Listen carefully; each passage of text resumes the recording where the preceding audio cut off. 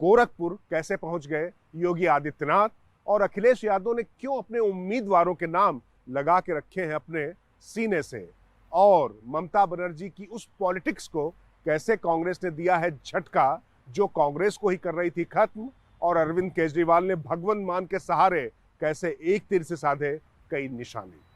अयोध्या और मथुरा का गुबार छोड़ते हुए योगी आदित्यनाथ का चक्रवात आखिरकार उनके गृह क्षेत्र गोरखपुर में जा रुका।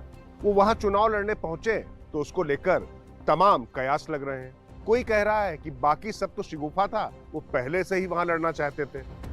कहीं कहा जा रहा है कि केंद्रीय नेतृत्व ने उन्हें वहां भेजा है, जिसके तमाम राजनीतिक निहितार्थ निकाले जा रहे हैं।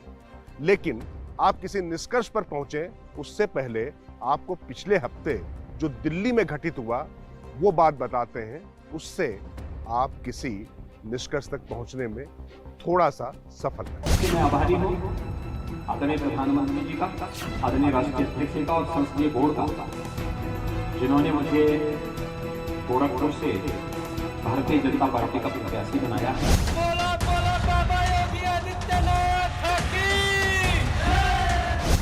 जिस तरह से उत्तर प्रदेश में योगी आदित्यनाथ की प्रखर और मुखर हिंदुत्व वाली छवि लगातार दृढ़ होती गई, उसके बाद सबसे ज्यादा कयास अयोध्या से ही योगी के लड़ने के लगे। दीपावली पर सरयू के घाटों को दियों से सजाने का कार्यक्रम योगी ने बनाया।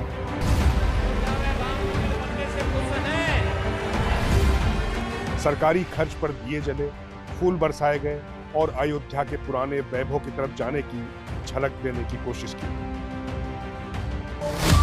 मंदिर निर्माण से लेकर शासन प्रशासन के साथ लगातार वह संपर्क में रहे और निर्देश देते रहे। अयोध्या की दिवाली को अंतरराष्ट्रीय स्तर पर स्थापित करने का प्रयास किया। इसके साथ ही संगठन स्तर पर भी अयोध्या की सीट पर राजनीतिक दिलचस्पी भी उनकी खूब देखी गई। कभी देवबंद तो कभी लखनऊ योगी के चुनाव लड़ने के कयास लगते रहे, लेकिन अयोध्या के बाद सबसे ज्यादा दिलचस्पी उन्होंने खुद मथुरा में दिखाई। यहाँ पर श्री कृष्ण जन्मभूमि पर भव्य मंदिर निर्माण की बात को लेकर योगी के करीबियों की तरफ से भी इस बात को जताने में कोई कसर नहीं छोड़ी। पश्चिमी उत्तर प्रदेश में योगी के यहाँ से लड़ने के फायदे का गणित लखनऊ के उनके करीबियों ने भी लोगों को समझाना शुरू किया, और ब्रज प्रांत में सक्रिय संघ के पदाधिकारियों ने भी इस बात को आगे बढ़ाया। गाहे बगाए मथुरा के साधु सन्यासियों ने भी योगी के यहाँ आने की आवाज उठाई। बीजेपी सांसद ने तो पत्र लिखकर भी ये मांग कर डाली।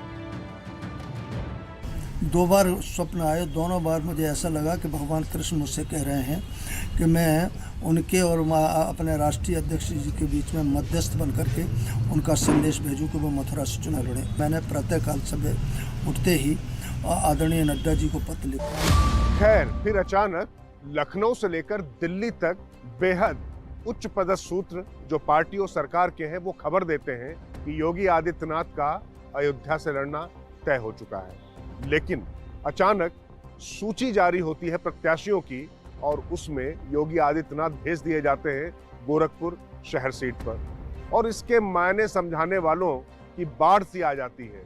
लेकिन राज की बात से पर्दा नहीं उठता है। तो इस राज की बात से हम पर्दा उठाएं, उससे पहले आपको पिछले हफ्ते जो दिल्ली में हुआ उससे इसके मायने समझाने की कोशिश करते हैं। बीते हफ्ते टिकटों पर चर्चा के लिए केंद्रीय चुनाव समिति की बैठक में शिरकत के लिए सीएम दिल्ली आए थे। इस दौरान शीर्ष नेतृत्व के साथ बैठक में योगी से कहा गया कि चुनाव आपके नेतृत्व में ही लड़ना है। राम मंदिर का निर्माण भी आपके समय में ही शुरू हुआ है। उनसे कहा गया कि आपके गोरखपुर से चुनाव लड़ने से हर हाल में फायदा है और पार्टी को इसमें ज्यादा लाभ है।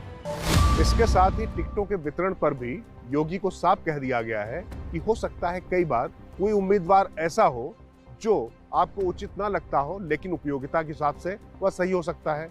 लेकिन अंतिम वाक्य आपका होगा। अगर आपको लगता है कि ये प्रत्याशी सही नहीं है तो फिर उसको टिकट नहीं दिया जाएगा। तो मतलब अगर राज की बात कि तह तक आपको पहुंचना है तो इस पूरी क्रोनोलॉजी को समझिए, और जो उनको अधिकार का झुंझुना पकड़ाया गया है उसे भी समझिए, क्योंकि राजनीति में सब कुछ कहा नहीं जाता है और जो नहीं कहा जाता है वही महत्वपूर्ण होता है।